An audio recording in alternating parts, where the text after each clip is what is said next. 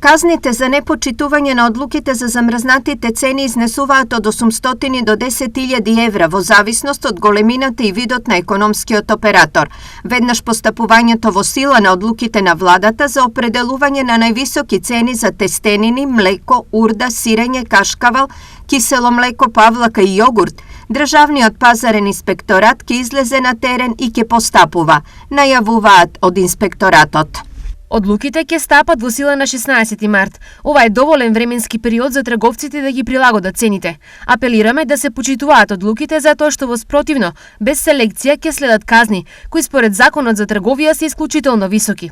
Исто така, апелираме, доколку граѓаните забележат било какви неправилности кои се поврзани со цените на производите, веднаш да пријават во Државниот пазарен инспекторат. Со одлука на владата донесена вчера, млечните производи и тестенините се намалуваат од 10 до 15%.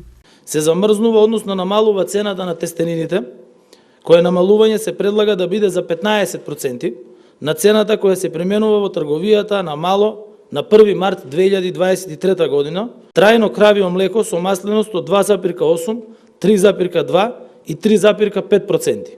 Урда, кравио бело сирење и мешано бело сирење, крави кашкавал со исклучок на крави кашкавал без додатоци и пармезан, кисело млеко, павлака и јогурт без додатоци. Дополнително најавена е можности за намалување на цените на јајцата, шеќерот и оризот.